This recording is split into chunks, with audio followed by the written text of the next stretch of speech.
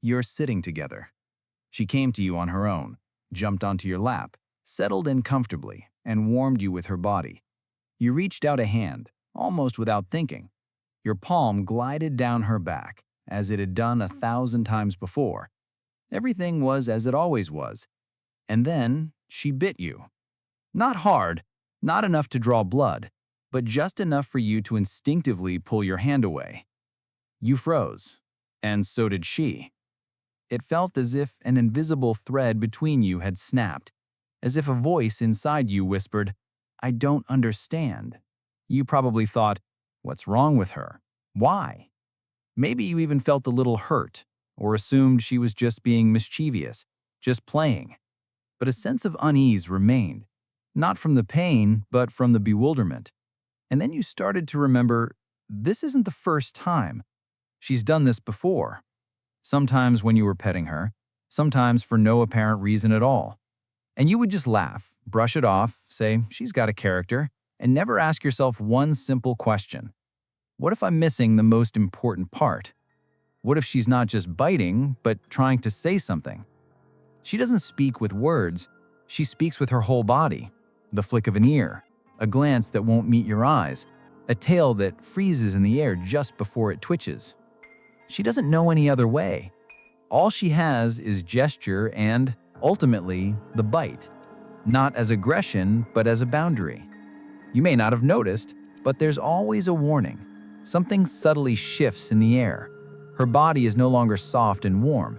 It becomes tense, like a drawn bowstring, a pause before the release. And her gaze isn't aggressive, it's questioning, as if to ask, "Do you really not feel it?" And all the while, you just keep petting her. Habitually, as if on autopilot, as if she is obliged to be near you, as if you have the right. Sometimes you do it because you're having a hard day, because she's the only one there, because you need warmth. And you reach for her, not noticing that she's struggling too.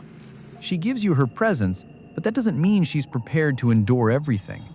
Her bite is a silent, "I can't take this anymore." You crossed the line. You didn't listen to my gentle cues, so I have to speak differently.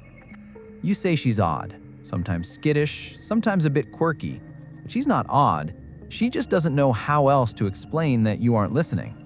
She might bite when you pet her for too long, when you touch a place that hurts, when you approach too quickly, when you fail to see that she's tired. Sometimes she even bites during play. But play is a language too. And if you can't distinguish its tone, you think it's fun while she thinks you're being rough. You might not believe it. You might say she's just a cat that she doesn't understand. But that's not the point. She feels. And she's giving you a chance to feel in return what lies behind this act. Pain you don't know about. Fear that has no other outlet. Exhaustion you don't consider important. A moment when you shattered her peace. She always gives a warning. Always. But she does it so quietly that it can only be heard with the heart. So what can you do? Slow down. Watch not just her behavior, but her breathing. Learn to notice how her paws tense up, how her tail trembles, how her pupils dilate. Sometimes, just stop. Place your hand nearby and let her choose. Sometimes, don't touch her at all. Just be present. Without hands, without gestures. Just there. This isn't about control, it's about respect. A cat bites not because she's mean, but because you didn't understand her when she was being nice. And now she's forced to speak harshly, because you didn't hear her whisper. Every bite is a letter. Not an aggressive, hostile letter, but simply one you couldn't read. She writes it not with ink, but with her body. Without words, without blame. But in every bite, there's a reason. And if you pause, if you read it not with your eyes but with your heart, you can understand more than you think.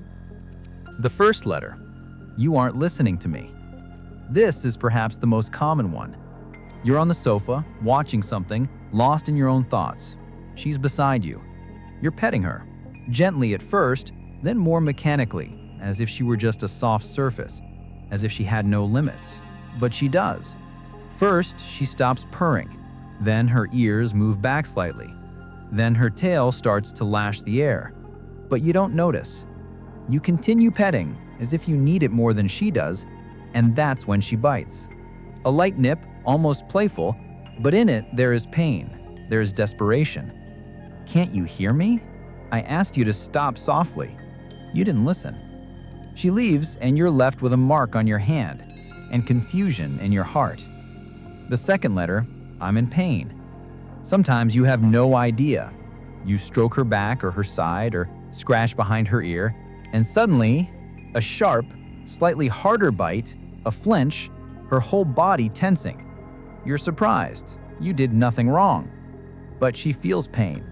Maybe you touched an area where she has an inflammation, or an internal organ hurts, or it's simply a spot she doesn't want touched. You didn't know, and she can't tell you. So she defends herself the only way she knows. This isn't a betrayal, it's a cry. "I'm in pain. You don't know it, but you're hurting me. Stop." All you can do is be more observant, to notice, to remember, and not to touch where she asks to be left alone. The third letter, "I'm scared." Sometimes a bite isn't about pain, but fear. Guests have arrived, doors are slamming, strange hands are reaching out. Or maybe you just approached too suddenly, called her name too loudly, or picked her up without warning. She didn't understand, wasn't prepared, didn't want it. And she bit because she was afraid, because she couldn't run, because teeth are her only defense. This isn't an attack, it's the reaction of a cornered creature. You can scold her, say no, but that won't make her feel any calmer. It's better to understand that fear isn't a whim or a sign of being spoiled, it's her reality. And your job is to be the one who makes her world feel safe. The fourth letter, "I'm tired." Sometimes you're just too persistent. You want to play. You want her to sit with you, to be petted, to be convenient. But she can't. She's exhausted. She has shut down. She craves silence, to be in a box, to be under the sofa. Not with you, not right now. But you call her, reach for her, call her again. And she comes, because she loves you, because she tries. But at some point, the bite comes like a period at the end of a sentence. It's her enough, her final boundary between yes and "I can't take this anymore." She's tired of being good. She just wants to be herself. The fifth letter, "I trust you, but not completely." This is the most subtle, the most complex. You've been together a long time. She knows you. She comes, lies down near you, rubs against your legs, might even give you a lick, and everything seems perfect. But then she bites. Not hard, but not playful either. Sharp, as if something has shattered in that fragile trust. As if in an instant, her yes became a no. You don't understand right away. You don't feel anger, only confusion.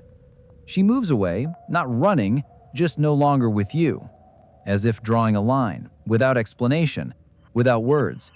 And the room is silent again, but it's no longer a silence of peace, but a silence between two who have lost something. You sit, unmoving. And only later, after a few minutes, a feeling emerges from beneath the hurt, the confusion, the habitual, "What's gotten into her?" Something else opens up, deep and quiet. A sharp realization. All this time, I never saw that she wasn't always okay, even when she was near. That purring isn't always consent. That even when she allows it, it doesn't mean she wants it. That trust isn't permanent, it's fragile, so easily pushed in the wrong direction. That maybe she was just enduring it, out of love, out of attachment, and then she just couldn't anymore. And it's not about the bite, it's about everything between you, about how easy it is to accept as normal what is convenient for you and not to see that the other has been holding on by a thread. And so she walks away slowly, without resentment, just to her own corner, to her own silence. And you are left, not with guilt, but with something else, a pause in which you can hear just how much you have failed to see. And this pause lasts longer than you think. Sometimes for hours, sometimes for days, and sometimes forever, if you don't hear her now. Now you know. Not everything, but enough. Enough to stop, to look at her differently, Not as a soft, fluffy joy that is always there for you, but as a living being with her own nose, her own wounds, her own anxieties, and her own ways of saying, stop. You don't have to be perfect. No one is asking you for flawless understanding.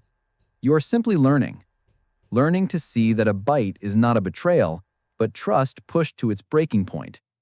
Because she could have left earlier. She could have not come, not lain beside you, not purred, not played. But she comes back again and again.